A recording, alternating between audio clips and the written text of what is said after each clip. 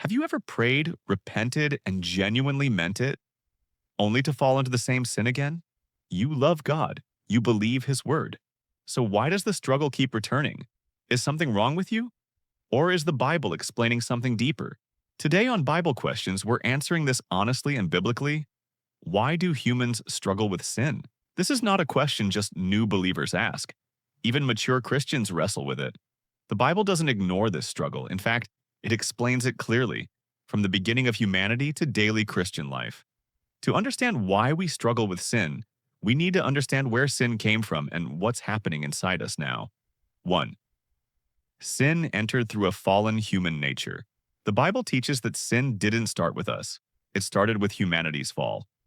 In Genesis 3, the first humans disobeyed God. From that moment, sin entered the world and affected all humanity. The Bible explains this clearly.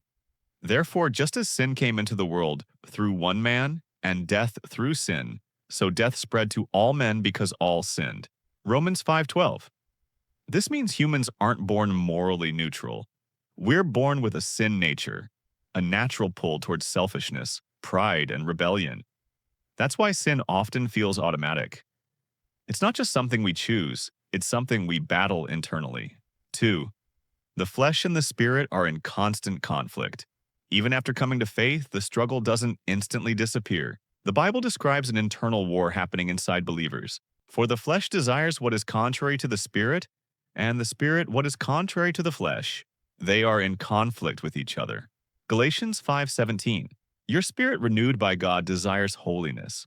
Your flesh, your old nature, still craves comfort, control, and pleasure. This explains why you can genuinely love God and still feel drawn toward sin. The struggle itself is not proof of weak faith. It's proof that something new is alive inside you. 3. Temptation is not the same as sin. Many believers feel condemned simply for being tempted.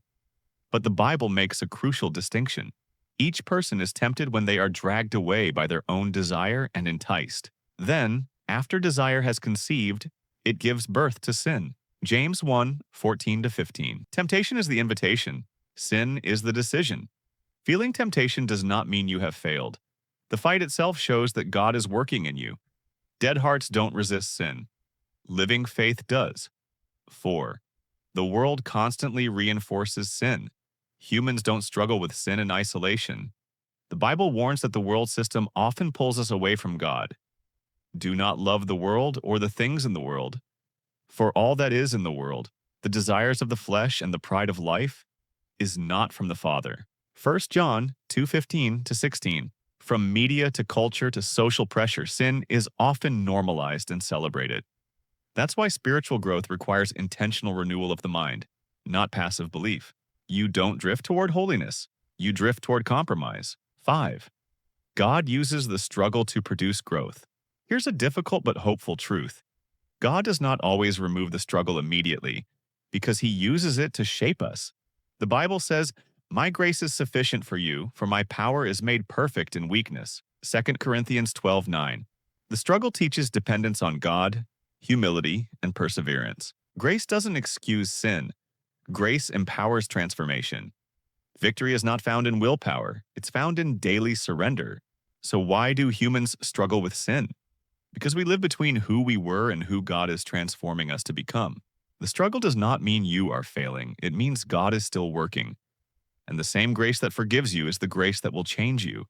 If this helped answer a question you've been wrestling with, subscribe and share this with someone who needs encouragement today.